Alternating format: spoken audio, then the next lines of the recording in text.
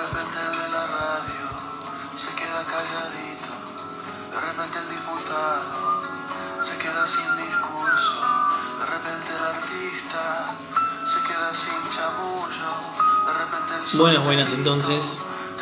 Ahí se van uniendo. Entrevista interesante hoy. ¿Cómo les va?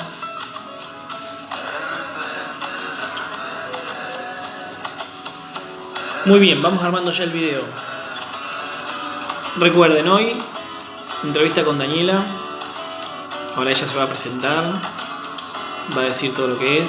Por lo pronto es maestra y nos va a dar un panorama más o menos cercano, más cercano de lo que nosotros podemos tener con respecto a educación, a las escuelas, a los procesos de integración, los procesos de inclusión, qué sucede con todo eso, cómo son, por qué, toda esa clase de preguntas que quizás nosotros hemos visto en papeles, y ella, como ha trabajado en esos lugares, nos va a dar un panorama un poquito más cercano, ¿sí? Así que vamos a ir esperando ya, igual ya se unieron bastantes, y en cualquier momento le damos entrada a Daniela para que nos explique todo ese tipo de cosas.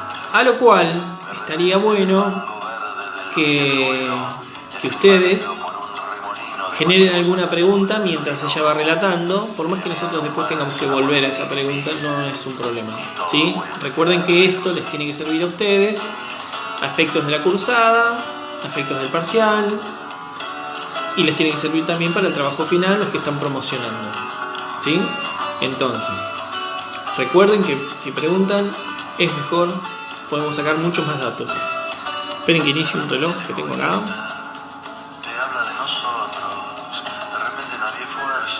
Muy bien. Y ahora vamos a darle entrada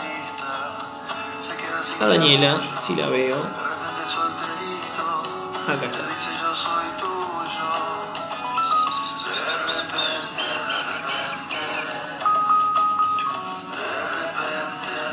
Ahí estoy llamando a Daniela.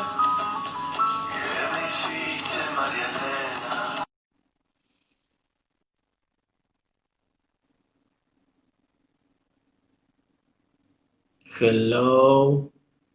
Espero que no se haya dormido. Hola. Hola Daniela, la loca. ¿Cómo andas? Bien, ¿vos? ¿Me escuchás bien? Muy bien. Sí, todo bien. Bueno, veo que son Bueno, vos ahí. y varios... ¿Cómo? Bueno, espero que... Veo que hay como 22 conectados. Sí, ya se han despertado. Bien. Bien, buenísimo. Bueno, Martín, buenísimo. Gracias primero por... Hay como un sonido Sí. raro, ¿no? Sí. Espera a ver si yo puedo conseguir. Vos sabés qué podemos hacer, Auriculares y decir dónde trabajar y lo que estudiaste para que se ubique en tu mirada.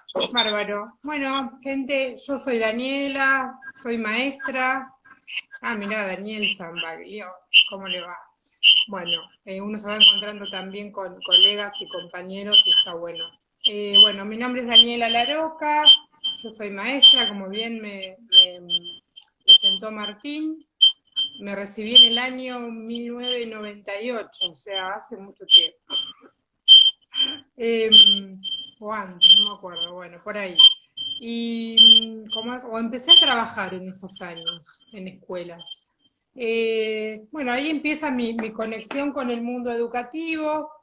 Después reforcé mi formación como licenciada en trabajo social.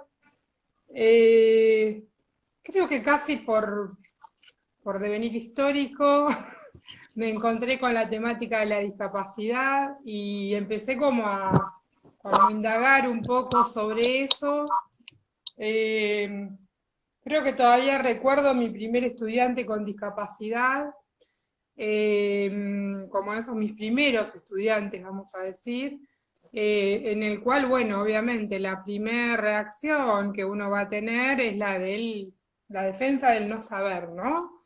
Entonces ahí empecé como a pensar el cómo, ¿no? Cómo nos costaba verlos como sujetos, porque tantas cosas nos dicen de ellos y de ellas que nos olvidamos que hay un sujeto, ¿sí? Entonces un poco partí de ese saber. Y bueno, después, a ver, puedo contarles otras cuestiones de formación que he tenido, pero creo que lo básico es eso. Como licenciada en trabajo social me conecté con las escuelas desde otros lugares, más desde el equipo de orientación escolar. Creo que recién ahí pude entender un poco mejor cómo ocurren estos procesos de integración, ¿sí? A la escuela. Digo integración casi provocadoramente, ¿no? Más allá de que estamos hoy por hoy en transitando un nuevo paradigma hacia la consolidación de los procesos de inclusión educativa, ¿sí? En aquel momento, ¿sí? A ver, ¿cuántos alumnos integrados tenemos? ¿Sí? Creo que yo no digo más ni alumnos ni integrados, ¿sí? Son dos palabras que no utilizo más, ¿sí? Me gusta más hablar de estudiantes, no importa la edad, ¿sí? Pero que nos convoca es eso, docentes y estudiantes. Eso nos convoca y nos encuentra. Y bueno, y la integración, ustedes lo trabajan teóricamente, ¿no, Martina? Todas estas Claro, diferencias. claro. Por eso la intención de todo esto, para que me saco por el retorno. Parezco periodista. Era que esto teórico que nosotros vemos en texto, no puedo. Lo que veíamos en texto, ellos puedan verlo habitualmente. Entonces, gente que trabaja en cualquiera de los ámbitos donde aparecen las personas con más frecuencia, era lo que nosotros buscábamos en los relatos. ¿Sí? Bien. Entonces, por eso está bueno que ahora hablemos de esa parte. ¿No? Nosotros vamos a ir, o los alumnos van a ir, con unos conceptos aprendidos, agarrados firmemente para poder nombrar bien, por ejemplo, esta clase de personas, y después la realidad, ahí empezás a insinuar los procesos de integración. Empezás a insinuar que hay algo ahí que no te gusta. ¿Sí? Pero bueno, me parece que está bueno que mostremos eso, qué es lo que está sucediendo, porque si bien hace 2 o 3 años que las normativas empiezan a hablar de procesos de inclusión, queremos ver qué eran los procesos integracionantes y cómo son ahora, por ejemplo. ¿Sí? ¿Qué es una escuela especial? ¿Sí? ¿Qué son las 500? ¿Y cómo se separan? Un cacho de realidad para ver cómo es. Más que nada es eso. Yo me olvidé de contarles, bueno, que también en este momento soy la subdirectora de Educación Especial de la provincia, entonces por ahí tengo también hoy una responsabilidad con respecto a la política pública en torno a los estudiantes con discapacidad, y eso también obviamente nos hace pensar un montón en todos estos procesos que se han ido dando. A ver, los cambios en la educación especial están enmarcados en cambios mucho más macros en torno a la conceptualización de la educación especial, de la discapacidad propiamente dicha, ¿sí? No son ajenos. Quizás si hoy yo tuviera la posibilidad, hasta le cambiaría el nombre a la Dirección de Educación Especial. Como también ustedes seguramente querrán cambiarle el nombre a la materia, ¿no? Sí, ya estuvieron diciendo eso.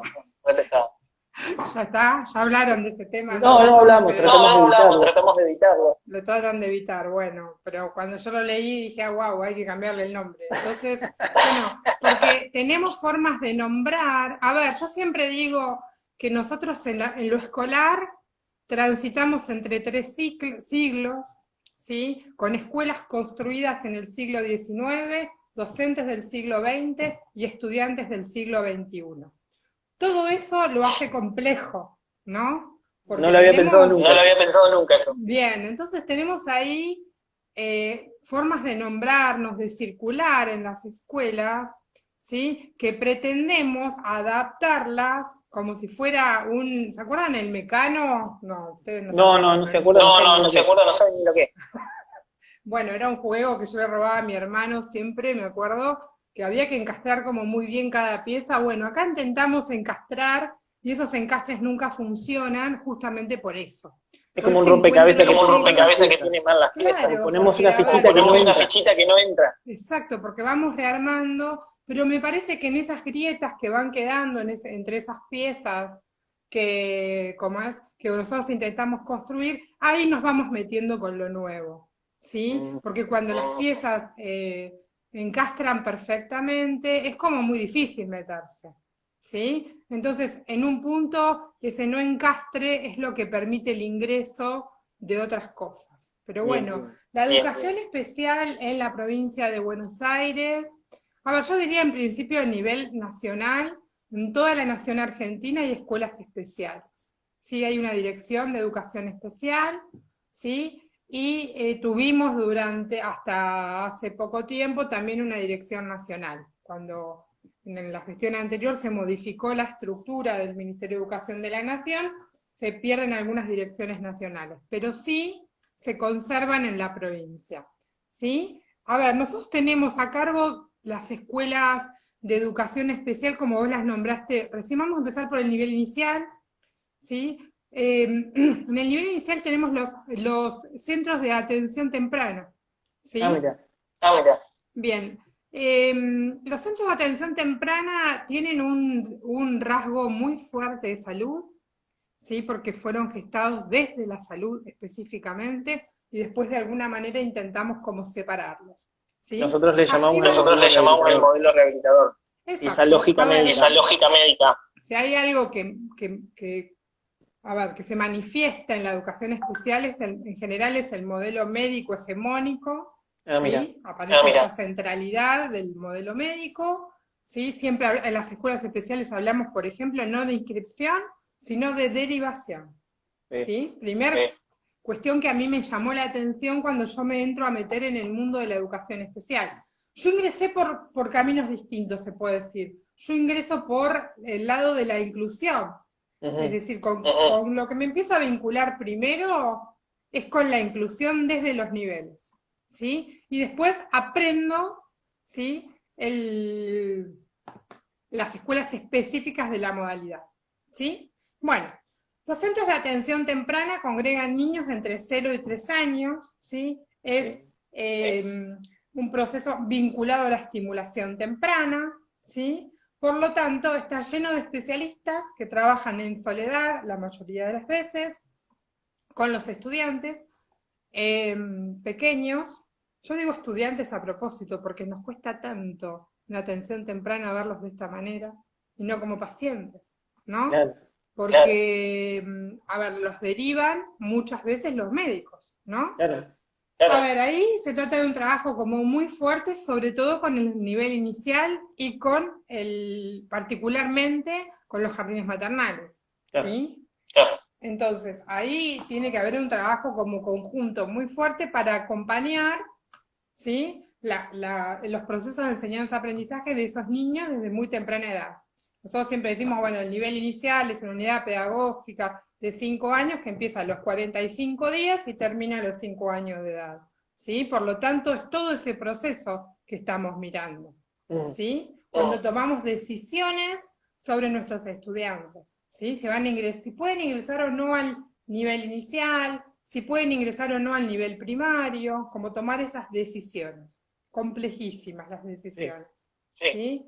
¿Por qué? Porque todavía sigue teniendo un lugar protagónico, ¿sí? Y sobre todo para la escucha de los papás y mamás, la cuestión de las decisiones de los médicos, del pediatra y demás especialistas, ¿sí? Que de alguna manera van diciendo, no, todavía no puede. A ver, nos cuesta mucho separar las cosas. Los educadores nos creemos capaces de diagnosticar, y los médicos se creen capaces de tomar decisiones pedagógicas. Y ahí está el primer error en el marco de los procesos de inclusión, integración, independientemente de cómo lo querramos llamar, eso está. Y por lo que decís en esta primera parte, toma mucha relevancia el médico con delantal y ordena y dirige en ese grupo, y en la escucha de los padres. Exacto, a ver, ustedes piénsense, más allá que no los puedo ver, no las puedo ver por las edades, digo, pero recordarán cada uno y cada una a su pediatra, ¿sí? Habrá sido un personaje muy importante en la vida de ustedes, ¿no? Imagínense cuando una persona nace con una discapacidad, ¿sí? O con algún problema de salud. Se magnifica. Exacto, ese rol empieza a tener muchísima más relevancia. Bien, después yo digo las 500, ¿no? Las 500 son como las escuelas temidas por los padres, digo yo, ¿no? El temor a que me deriven a una 500. Yo me acuerdo, miren, yo les voy a contar una anécdota mía personal, no me gusta la autorreferencia, pero cuando yo iba a tercer grado, me querían derivar a especial a mí, ¿no? Porque, claro, me querían derivar a especial. Podría haber entrado antes a la modalidad, ¿ven? Y una practicante se dio cuenta que yo no veía porque necesitaba anteojos, ¿no? Y que el problema radicaba en la vista, ¿no? Porque no en la comprensión. Claro, era alta, en mi pueblo, digamos, el alto, atrás, ¿no? Entonces cuando yo lograba focalizar me borraba en el pizarrón, ¿no? Entonces parecía como que no podía, ¿no? Pero digo, eso es tomar decisiones sobre la vida de los sujetos. La cantidad de errores que podemos cometer son infinitos, ¿sí? Claro. Y el problema, yo siempre digo que, bueno, a ver, cuando uno ingresa al sistema educativo, a ver, ya está garantizado su derecho a la educación, digamos. Eso es un punto clave. No es que porque vas a especial no estás aprendiendo. Es una instancia de enseñanza, ¿sí? A ver, digamos, lo cual no quiere decir, ¿sí?, que todos tengamos que ir a especial. Sí, algo que se ha logrado con las 500, y es un logro muy importante, es que tengan el mismo diseño curricular de la primaria, común y especial, de manera tal que aquellos estudiantes que requieren un tiempo de trayecto por las escuelas 500, ¿sí?, van a titular de la misma manera y van a poder ingresar al nivel secundario convencional. No importa si el título, la certificación de primaria la obtuvieron en una escuela especial o en una escuela común. Es buenísimo, ¿sí? eso. Es buenísimo. No era así. Es genial porque en algunas patologías ha sido como central la necesidad de estar teniendo ese rato más en la escuela especial, vamos a decir. ¿Sí? Con algunos apoyos, algunas configuraciones de apoyo específicas, ¿sí?, que quizás solo ocurren en la escuela especial, ¿sí? O también ahí aparecen temores, decisiones de las familias, bueno, todo eso que hay que tener en cuenta a la hora de analizar quiénes están en las escuelas 500, ¿sí?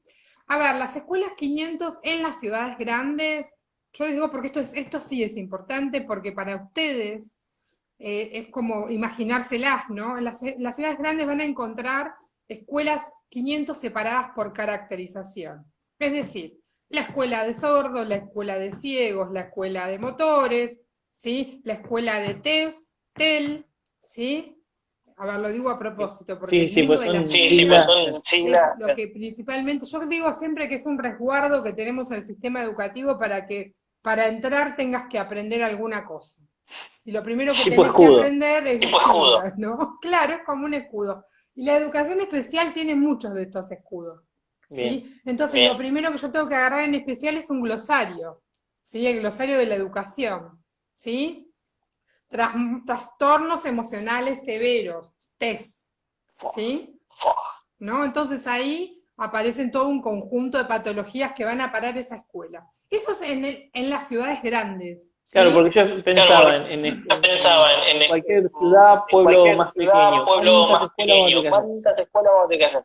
¿Y cuántos van a ir? Entonces, lo que se hizo en el interior es una escuela 500 con servicios agregados, se llaman, ¿sí? Una escuela 500 que tiene un servicio agregado de sordos, que tiene servicio agregado, porque a cada una de estas caracterizaciones le corresponde determinado perfil docente, ¿sí? Entonces, por eso se habla de servicios agregados. A ver, esta primera distinción que hago yo, que es tan importante, es la primera segregación que tenemos por caracterización, ¿sí? Y es lo que yo primero, si tuviera la posibilidad, porque los cambios son muy lentos, más allá que hoy yo esté en la dirección, probablemente no alcance a ver un montón de cuestiones que podamos nosotros proponer, ¿sí? Porque son cambios lentos, nosotros no podemos...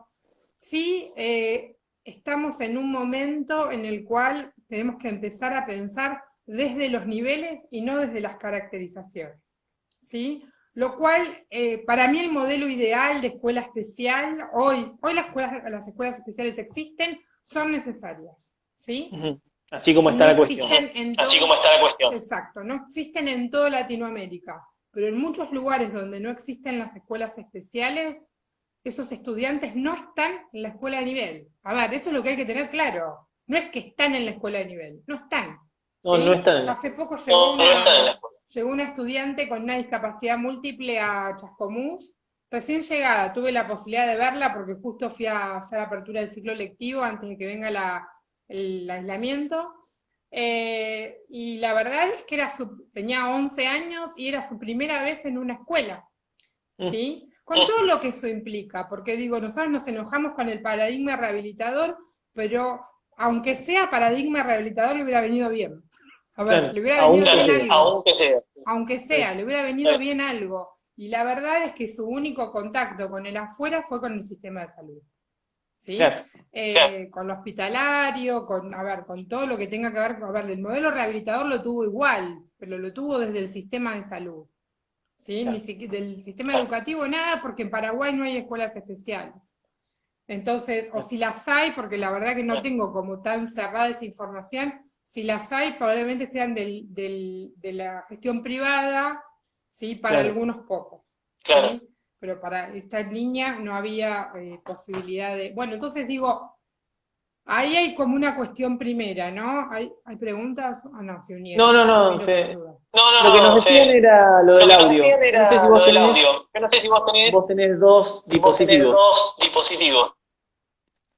¿O estás con uno solo? No, uno solo tengo, no tengo dos. Para que no te escuché. Tengo el celular. Nada más. No, ¿tengo que prender la compu? No, al revés. Al revés. Porque había un eco cada vez que yo hablo. Ah, está bien, sí, pero es vos que se te estiran las palabras.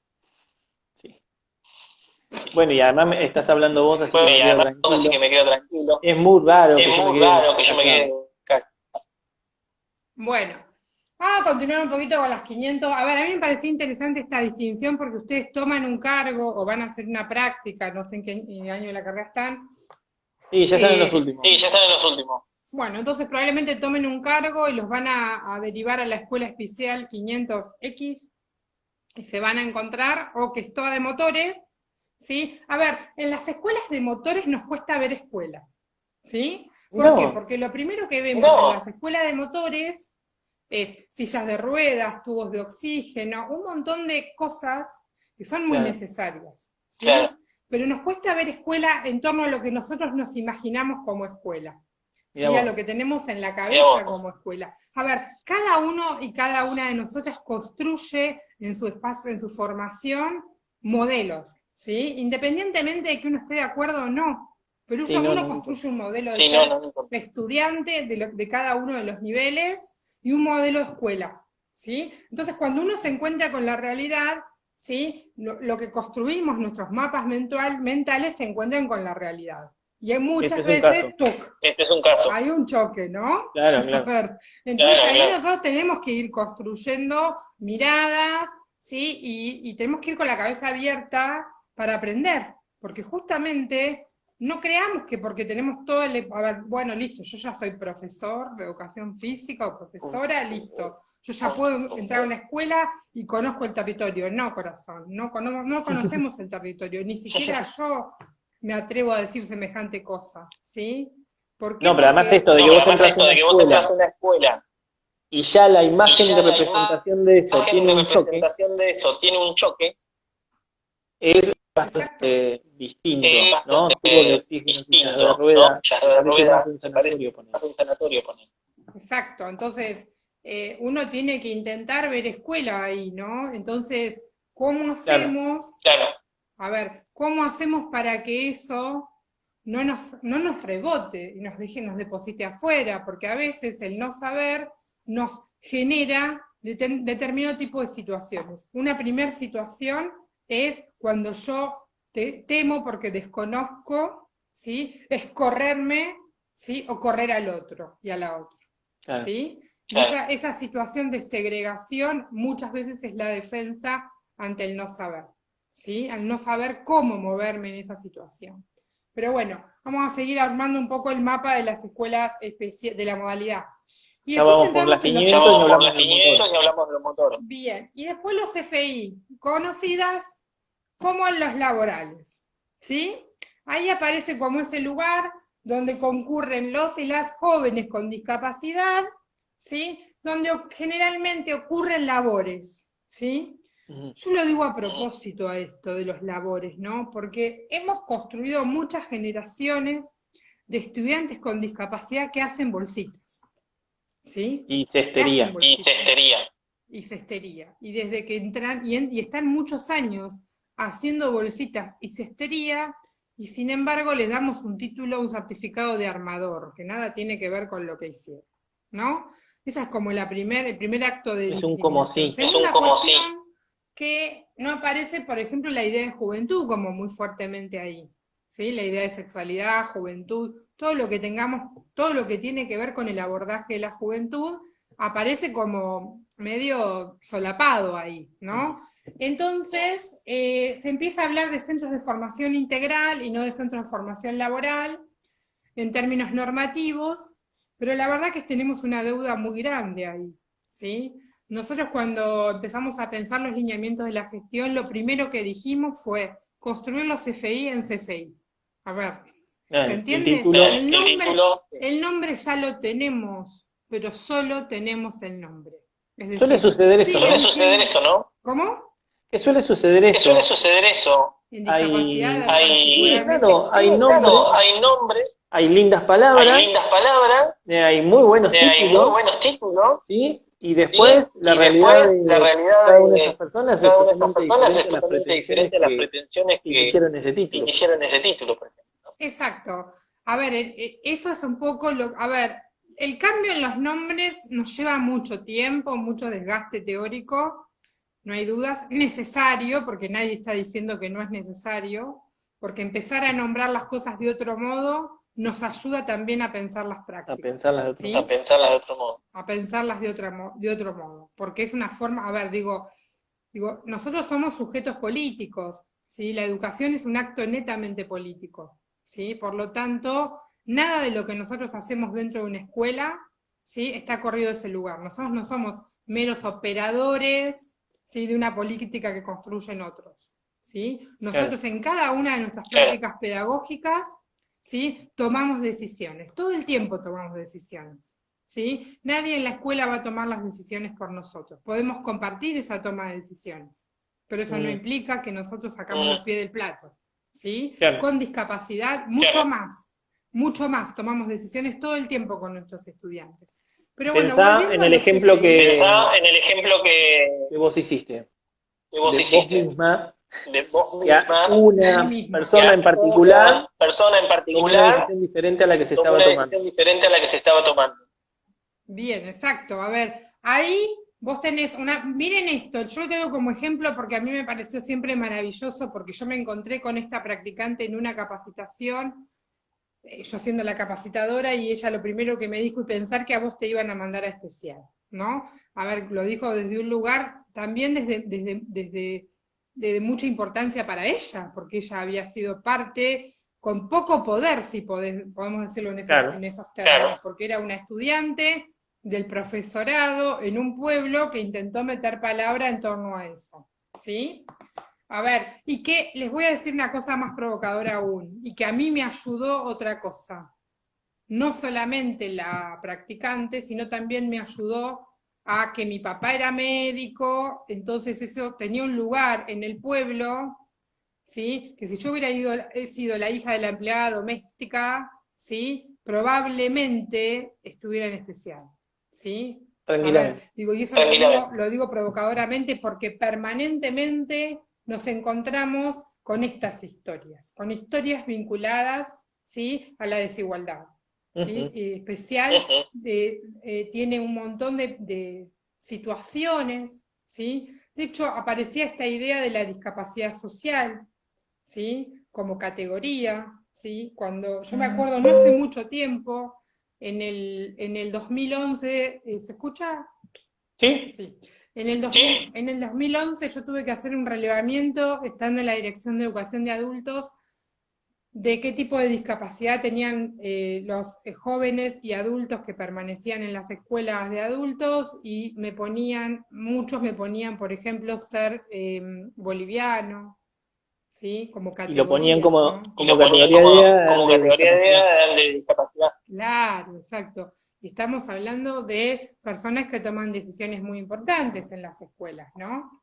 Entonces, esta idea de la nacionalidad como un aspecto que requiere un abordaje especializado de la misma manera que la discapacidad. Claro. Por lo tanto, digamos, podríamos ser especialistas en bolivianos.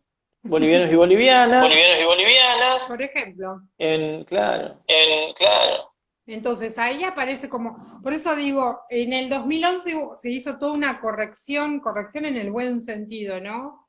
Entonces te llamaban las escuelas y te decían, pero a mí me llegaron 11 chicos de educación especial, ¿qué hago con esto? No, es que no son de educación especial, uno les explicaba. En algún momento se tomaron malas decisiones con ellos y tienen que estar en el nivel, ¿no?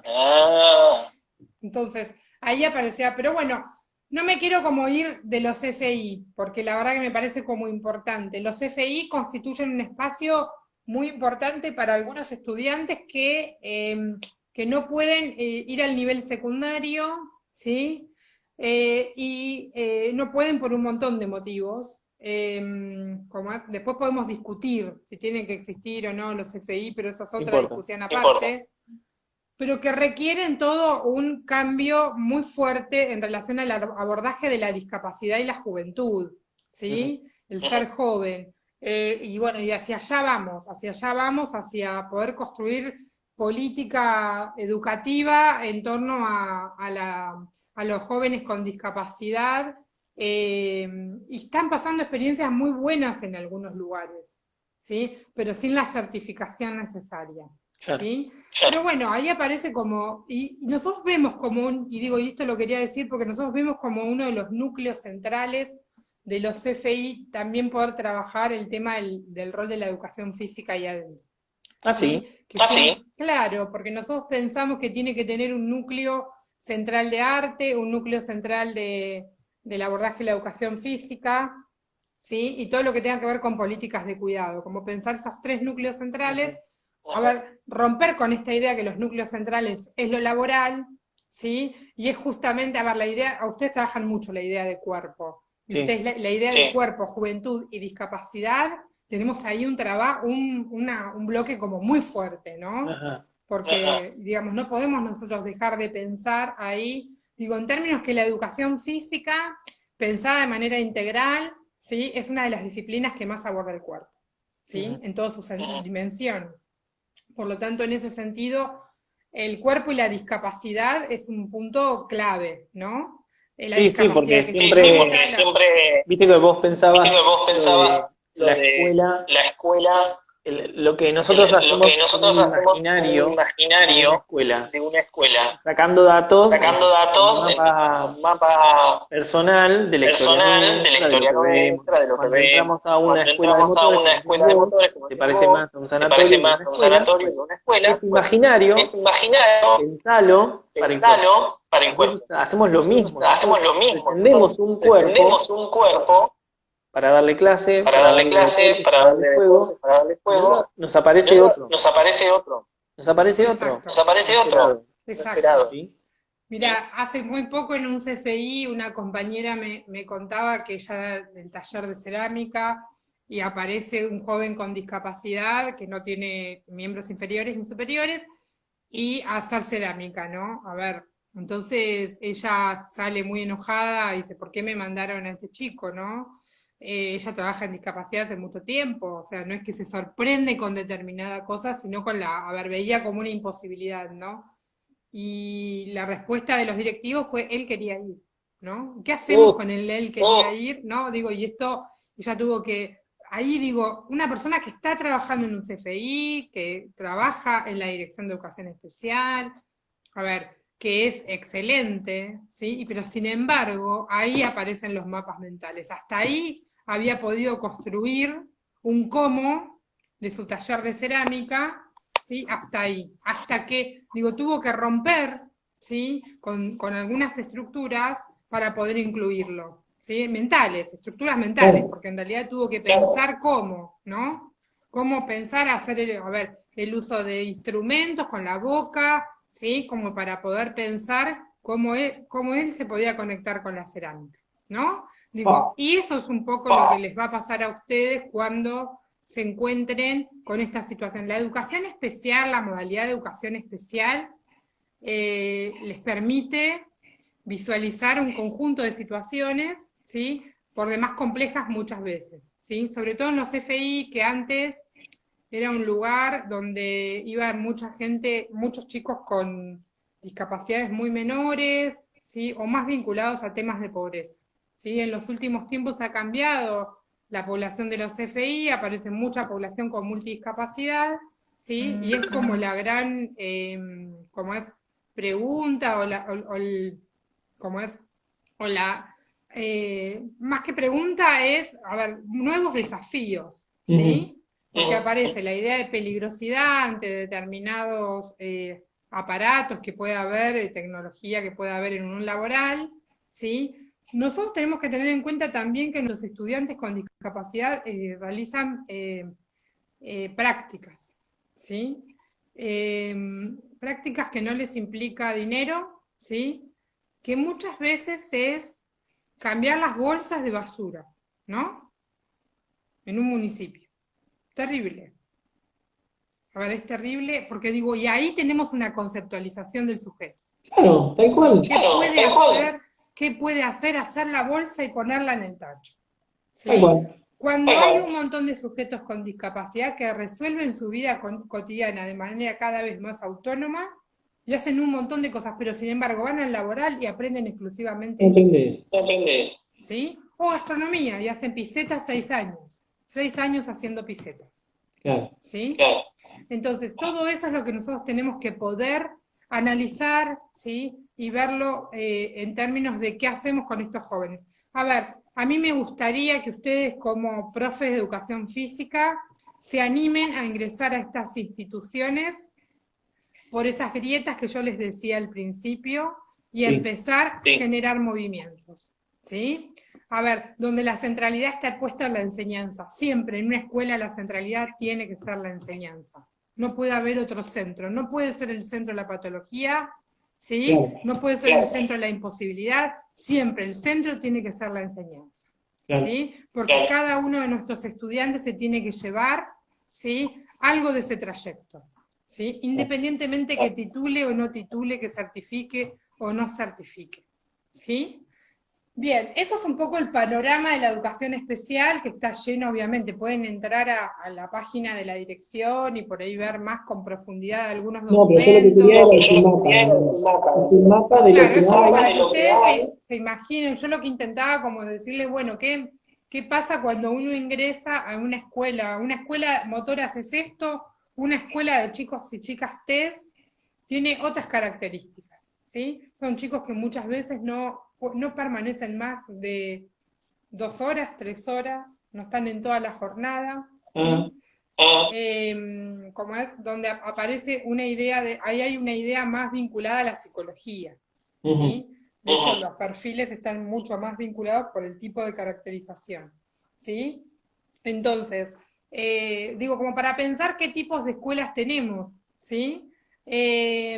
Después con los estudiantes sordos, en la provincia de Buenos Aires nosotros tenemos un grupo de maestros sordos, ¿sí? Fíjate, Dani, una pregunta. Sí. Dice, entonces, ¿cuál sería el modelo ideal de escuela especial? muy buena pregunta.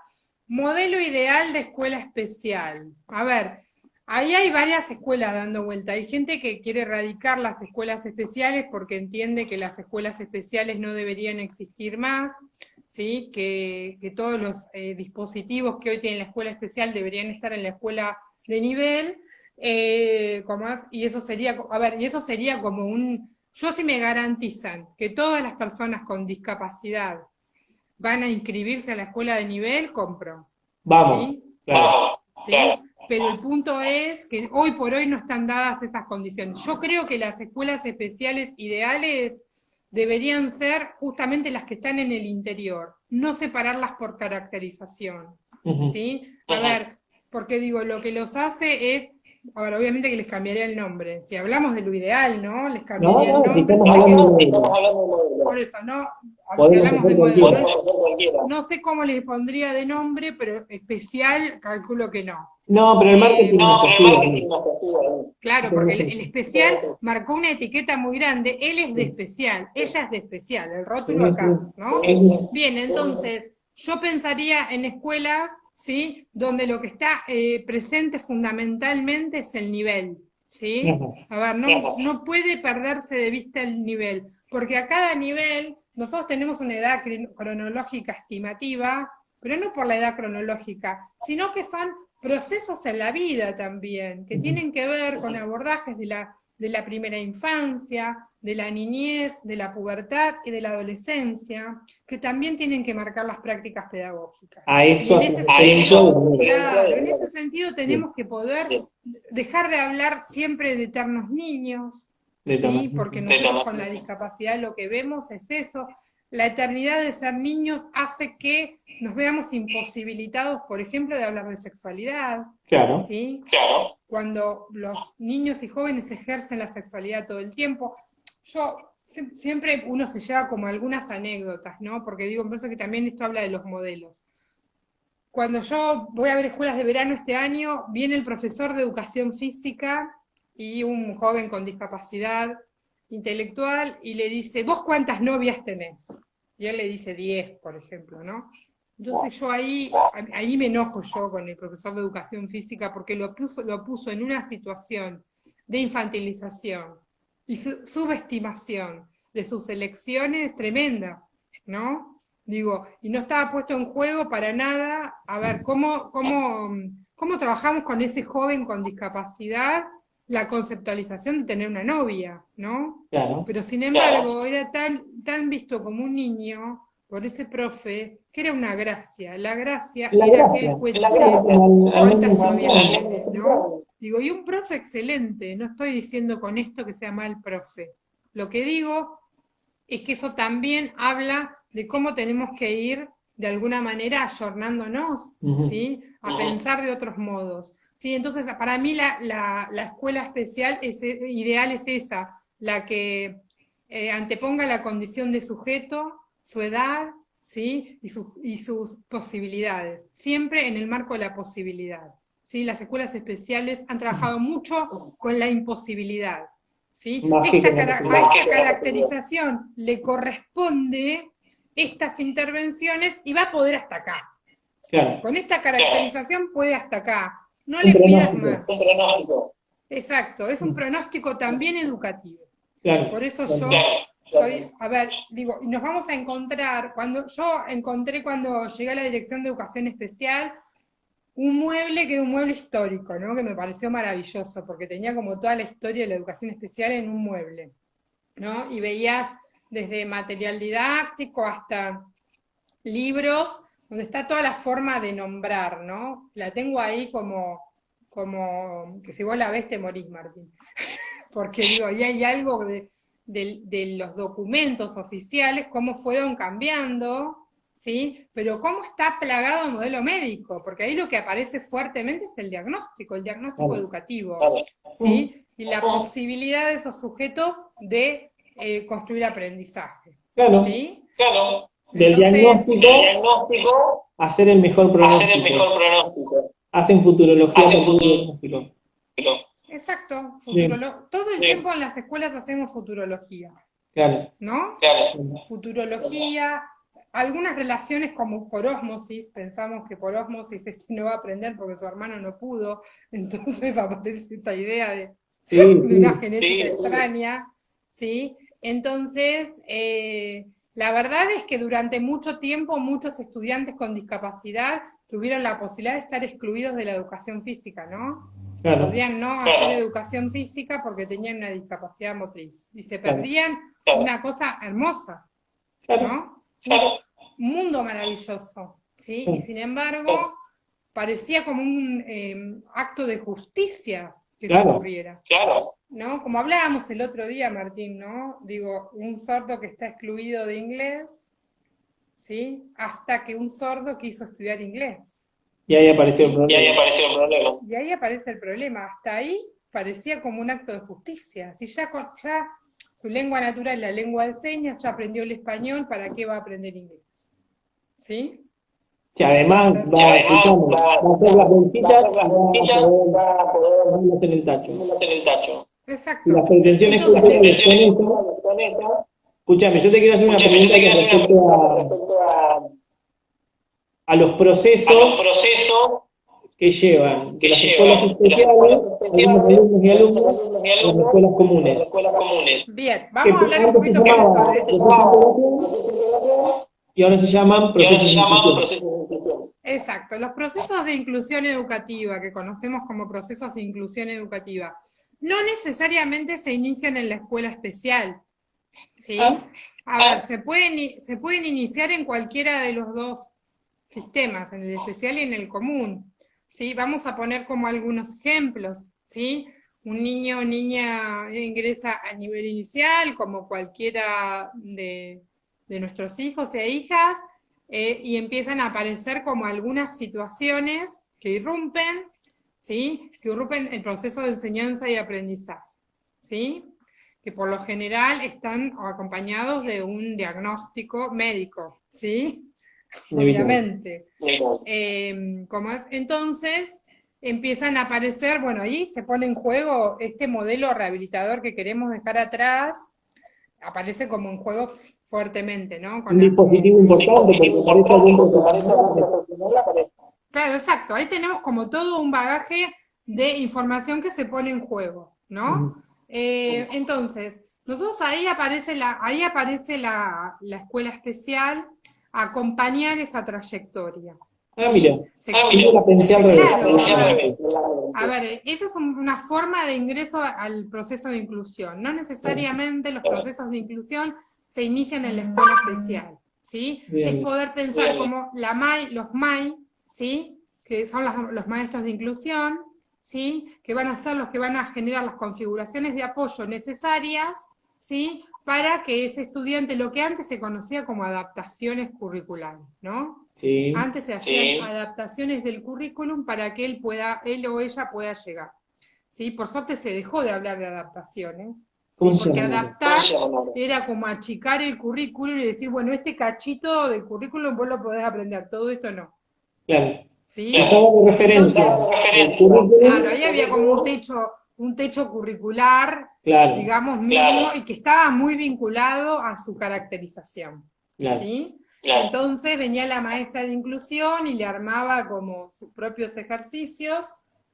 Ahí se veía plasmado como fuertemente el modelo integrador, ¿no? Digamos, esa integración, a ver, ustedes lo ven teóricamente, pero yo se los explico más fácil, ¿no? Está dentro, ¿sí? Pero es como que se nota que es de otro lado, ¿no? Yo siempre digo, como que está dentro, pero más o menos. Se nota que viene de otro lado, ¿no? A ver, la inclusión tiene que ser un proceso, ¿sí?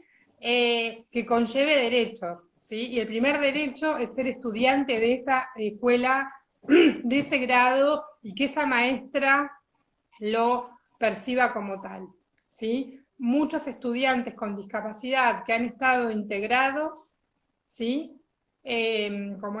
Han sido desconocidos como estudiantes. Él es de especial, ¿no? Y ahí aparece como el primer acto de injusticia más grande que tenemos en estos procesos. Y muchos hoy están disfrazados de inclusión. A ver, no nos equivoquemos, no pensemos que porque nosotros llegamos, yo siempre digo, aquella directora, director, que más habla de inclusión es el que más le cuesta, en general, ¿no? Sí, tiene como tan claro cómo nombrar y demás, ¿sí? Al momento de poner la carne al asador es la que más le cuesta. Mirá ¿sí? Claro, porque está como muy sesgado. No quiere decir que no sea importante la forma de nombrar, ¿eh? Para mí es central la forma de nombrar porque hablamos de una política, ¿sí? Una forma de conceptualización de los sujetos. Pero tenemos que eso hacerlo carne en las prácticas. Si eso no aparece en las prácticas, no tiene como mucho sentido. Bueno, eso es un proceso que se inicia en el nivel, ¿sí? Entonces, a partir de ahí nosotros ponemos en juego todo el dispositivo, ¿sí? Nos sentamos a pensar juntos en el marco de las mesas de inclusión, ¿sí? La educación especial, la dirección de nivel y la dirección de la modalidad de psicología, ¿sí? Son como los tres niveles que intervienen, ¿sí? Niveles de abordaje, ¿sí? Donde de alguna manera empezamos a tomar algunas decisiones en conjunto con las familias. Yo digo, en conjunto con las familias es lo que más cuesta. ¿Sí? Porque muchas veces se deja a la familia, ¿sí? Como simplemente le hago un acta para que esté de acuerdo, le hago un acta para que sepa. Y en educación física pasa más, ¿eh? Hace un acta donde conste que se hace cargo responsable de que si le pasa algo, ¿no? Dejás el acta, no te olvides hacer el acta. Lo primero que nos dice la directora, ¿sí? Se cubren, ¿no? El profe de educación física va, firma el acta, ¿no? Digo, cuando firma ese acta, de alguna manera está poniendo límites a su posibilidad de dar clase. Eso lo tiene que tener claro, ¿eh? Claro, que es una decisión. Mañana vos te ocurre probar otra cosa con ese niño joven y estás al horno, ¿sí? Porque ya firmaste un acta donde vos dijiste, ¿sí? Que el niño no iba a hacer determinada cosa, no iba a hacer determinada, y lo tenés sentado como una maceta, viendo cómo los demás hacen una actividad, ¿sí? A ver, el ser maceta es muy complicado en la escuela, ¿eh? A ver, no es que porque tenga una discapacidad la pasa bien con eso. ¿Sí? No. A ver, entonces, digo, y eso tienen que tener, y se los digo desde el corazón, tienen que tener mucha conciencia de eso, tienen que trabajar para que eso no les pase. Todos los días tenemos que trabajar para que no nos pase, porque la verdad es que es preferible olvidarse en el momento de un juego o algo, las limitaciones que tiene una persona, ¿sí? Que estar impidiéndole participar. ¿Sí? Claro, porque sobre todo hablamos tanto de accesibilidad. ¿Cómo? El alumno maceta. El alumno maceta, sí, yo creo que habría que escribir un poco. Habría que decir algo. Maceta. Bueno, Dani, te quedan 5 minutos, Bueno, me tengo que ir a trabajar. Bueno, antes de irme, quería contarles un poco la inclusión en el nivel secundario, creo.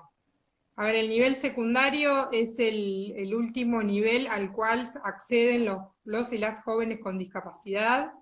Hasta el nivel primario parecía que estaba todo bien, ¿no? Que teníamos como una cabeza, pero cuando empiezan a cursar el nivel secundario se empieza a complicar. A ver, un nivel que segrega desde su propia génesis, ¿sí? Es un nivel netamente selectivo, siempre lo fue, ¿sí? El punto es, ¿por qué va a dejar de serlo con las personas con discapacidad?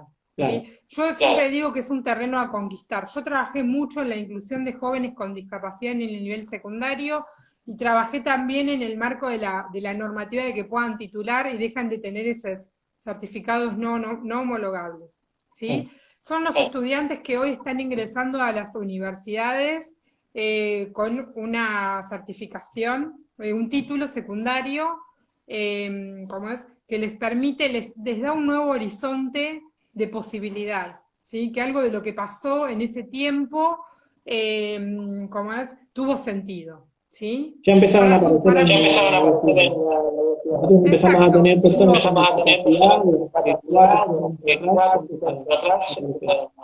Claro, a ver, a mí me parece que, bueno, más allá de que subestimamos a veces el tiempo que nos lleva a hablar de estas cosas, porque ya hace una hora que por ahí están re aburridos de escucharme, pero me parece importante que podamos pensar cómo se dan los procesos de inclusión en el nivel secundario, ¿sí? Donde a veces la educación física aparece como la materia que más pueden cursar, ¿sí? Porque ahí se invierte un poco el sentido, ¿no? Esto que veníamos transitando en el resto, bueno, a ver, no, educación física no, bueno, acá, educación física sí, porque ahí no tiene que empezar. Pero no pasa nada. ¿No? Entonces, aparece como la principal materia que van a... Si no se pusiera en juego ningún saber ahí, ¿no? A ver, en la educación física, bueno, sí, ¿cómo no va a poder hacer educación física? Claro. ¿Sí? Puede zafar de físico-química, pero no de educación física. ¿No?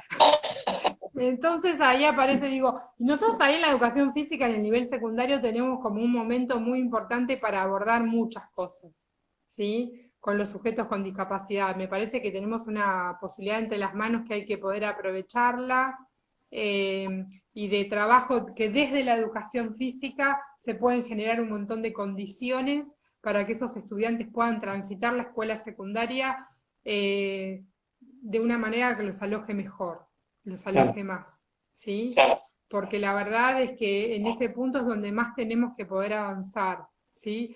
Hay poco en las reivindicaciones del nivel secundario. A ver, cuando nosotros miramos las reivindicaciones, miramos lo que plantean los centros de estudiantes y lo vemos también en el nivel universitario.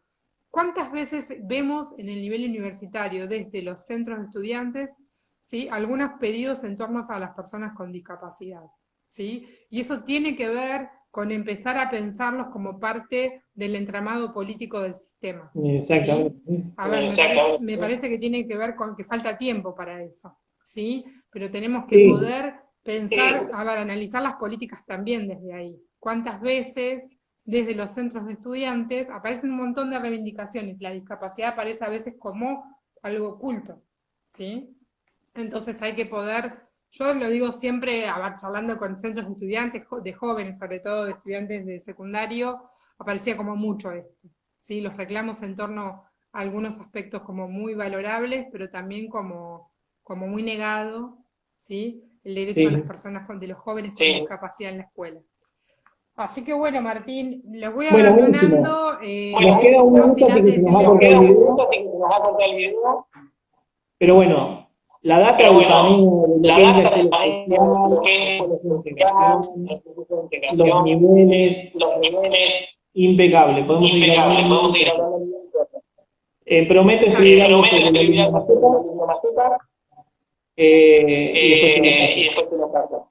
Dale. Te agradezco un montón. Bueno, Martín, gracias por la invitación y quedo a disposición de todas y todos para las preguntas que me quieran hacer o volver a encontrarnos cuando quieran. ¿Sí? Listo, Dani, y listo, gracias a todos. Y se nos acaba el vivo.